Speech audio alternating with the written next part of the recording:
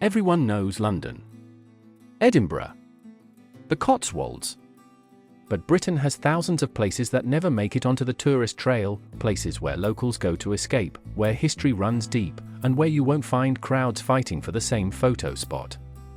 Today, we're taking you to 5 hidden gems across Britain. No queues. No tourist traps. Just beautiful places that deserve your attention. Here's the thing about Britain, it's small, but it's packed. Packed with history, landscapes, and villages that time seems to have forgotten. The problem is, most visitors stick to the same circuit. London, Bath, Stonehenge, repeat. But locals know better. They know about the market towns tucked into valleys, the coastal villages where fishing boats still line the harbour, and the moorland routes where you can walk for hours without seeing another soul. So we asked, where do Brits actually go when they want to get away? These 5 places kept coming up. Let's start in the north. Number 1, Hebden Bridge, West Yorkshire. Tucked into a steep valley in West Yorkshire, Hebden Bridge is one of those places that feels like it exists in its own little world. It's an old mill town, built during the Industrial Revolution when textile mills lined the river. But unlike a lot of industrial towns, Hebden Bridge reinvented itself. Today, it's artsy, quirky, and fiercely independent. The high street is full of vintage shops, independent bookstores, and cafes that take their coffee seriously.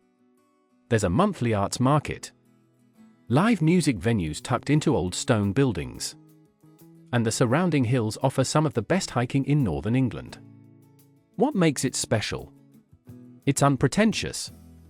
There's no polish here, no attempt to appeal to mass tourism. It's just a town that locals love and visitors stumble upon and never forget. Best time to visit, spring or autumn, when the hills are either blooming or turning gold. And if you like walking, the Calderdale Way passes right through. Number 2, Tenby, Pembrokeshire, Wales. Let's head west to Wales. Specifically, to Tenby, a medieval walled town on the Pembrokeshire coast. Tenby looks like something out of a storybook. Pastel-coloured Georgian townhouses line the harbour. Medieval walls wrap around the old town. And the beaches, golden sand, turquoise water, rival anything you'd find in Cornwall, but with half the crowds. This isn't some sleepy village. Tenby has been a seaside resort for over 200 years. The Victorians loved it. And locals still do. It's got character without being overdeveloped. You can walk the town walls, explore St. Catherine's Island at low tide, or take a boat to Calais Island, where Cistercian monks still live and make chocolate. Yes, monk-made chocolate. The surrounding coastline is part of the Pembrokeshire Coast National Park, one of the most stunning coastal paths in the UK. Dramatic cliffs, hidden coves, seals basking on rocks. What makes Tenby work is balance. It's tourist-friendly without losing its soul. Locals still live here. Kids still go to school here. It's a real place that happens to be beautiful. Number 3, Ludlow, Shropshire. Now let's talk food. Because if you're serious about eating well in Britain, Ludlow is where you go. Ludlow is a medieval market town in Shropshire, right on the English-Welsh border.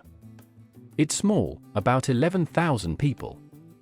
But it punches way above its weight when it comes to food. Michelin-starred restaurants, independent butchers, award-winning bakers. A food festival every September that draws people from across the country. Ludlow has more food producers per capita than almost anywhere else in the UK. But it's not just about the food. Ludlow is stunning. You've got a Norman castle overlooking the town. Narrow streets lined with Tudor buildings. The River Teme winding through water meadows. It's also a proper functioning town. There's a market twice a week. Independent shops that aren't just selling to tourists. A community theatre. A brewery. What makes Ludlow special is that it hasn't been turned into a museum. It's living history, a place where the past and present coexist comfortably. Best for food lovers, history buffs, and anyone who appreciates a town that feels authentic. Number 4, Robin Hood's Bay, North Yorkshire. Back to the coast. This time, the North Sea. Robin Hood's Bay is a tiny fishing village on the Yorkshire coast.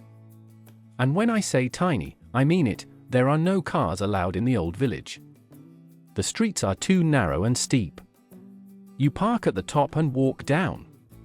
What you get is a maze of cottages clinging to the cliffside, narrow alleyways called ginnels, and a beach that stretches for miles at low tide. It's rugged, windswept. The kind of place where the North Sea crashes against rocks and you can hunt for fossils in the cliffs. The village has a smuggling past, secret tunnels, hidden compartments, the whole folklore. And it's still got that slightly rough around the edges charm. Traditional pubs where locals actually drink. A lifeboat station that still launches. Rock pools for kids. It's part of the North York Moors National Park, and if you're into walking, the Cleveland Way coastal path runs right through. Robin Hood's Bay isn't polished.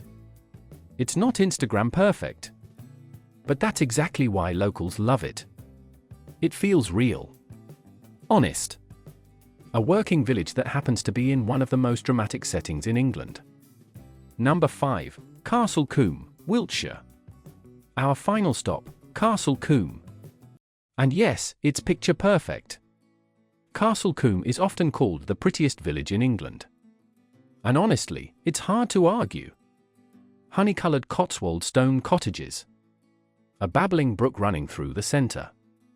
No visible power lines, no modern shop fronts, no traffic lights.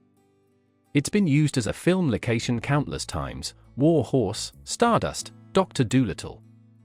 When filmmakers need quintessential English village, they come here. But here's the thing, Castle Combe isn't a theme park. People live here. There's a pub, the Castle Inn, that's been serving locals since the 12th century. A church that dates back even further. And walking trails that lead out into the Wiltshire countryside. What makes Castle Combe a hidden gem is that it somehow stayed under the radar compared to other Cotswold villages like Button-on-the-Water or Bibury, which get absolutely mobbed in summer. Visit Castle Combe on a weekday morning or in the off-season, and you might have the place almost to yourself. It's magical. Best for photographers, romantics, and anyone who wants to see what traditional England actually looks like. So there you have it. 5 hidden gems across Britain. These aren't secret. Locals know them.